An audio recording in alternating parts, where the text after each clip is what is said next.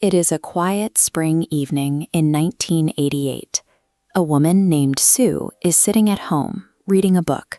Her husband is nearby, their two sons are settled in, and life is completely ordinary. That ordinary life was happening in the university town of Oxford, England. It was a place of quiet streets and academic routine. But then the telephone rang. The news was difficult. Sue's mother had suffered a severe stroke. Within days, Sue traveled thousands of miles back to her home country of Burma. She arrived in the capital city of Rangoon, a place defined by its weathered colonial buildings and a deep, complex history. She found a country at a breaking point. After 26 years of severe military rule, the economy had collapsed. Out on the streets, students and citizens were protesting, demanding basic rights in the face of armed soldiers. She packed a bag expecting to spend a few weeks nursing her sick mother. Instead, she stepped straight into the center of a national uprising. To the people of Burma, Sue was a living link to their history. She carried a name that held an immense weight: Aung San Suu Kyi. Her father was General Aung San, the military commander who founded modern Burma and secured its independence. He was assassinated when Sue was only 2 years old, but his memory lived on in every citizen. When the protesting students learned she was back, they began gathering at her family home, carrying her father's portrait. They looked at her and saw the continuation of the freedom he had fought for. She didn't seek out leadership, but seeing the desperation of her people, she accepted the responsibility that her family name demanded, stepping out of her private life to help guide their fight for democracy. By August of 1988, that private citizen stood before a crowd of 500,000 people. They gathered near the golden spires of the Shwedagon Pagoda to hear her speak publicly for the first time. Her message was remarkably calm. She asked the crowd to demand a multi-party democracy and insisted they do it through strict nonviolence. She told them they needed an internal change, a revolution of the spirit.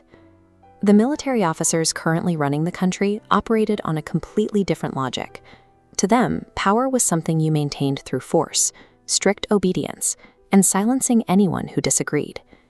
To counter this, Sue introduced a philosophy that identified the true root of Burma's suffering.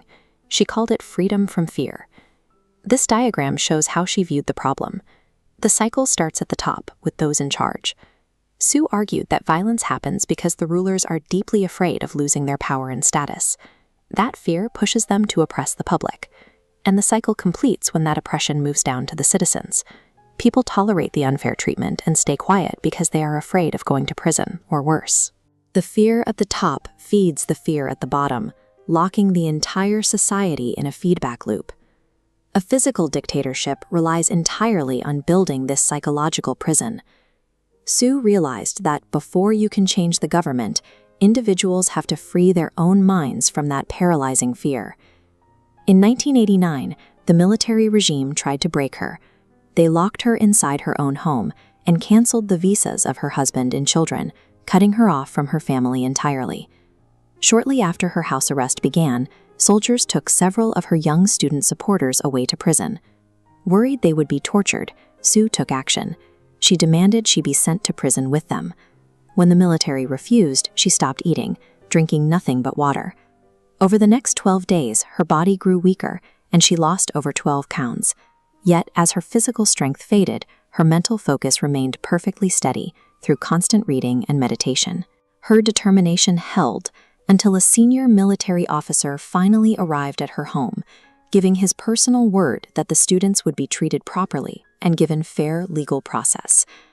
Only then did she agree to accept an intravenous drip.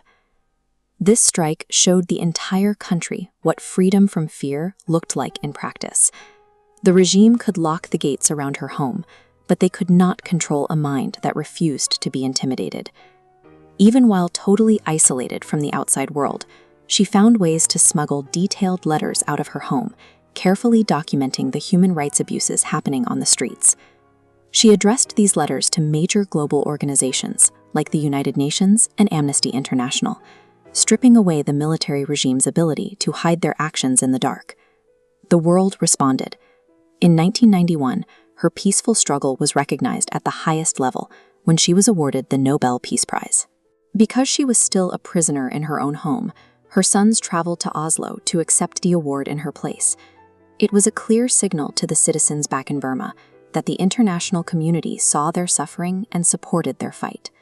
Aung San Suu Kyi's journey gives us a clear definition of courage, feeling the heavy weight of fear and choosing to do what is right anyway. Her story is a reminder that the fight against tyranny always begins by taking control of your own mind.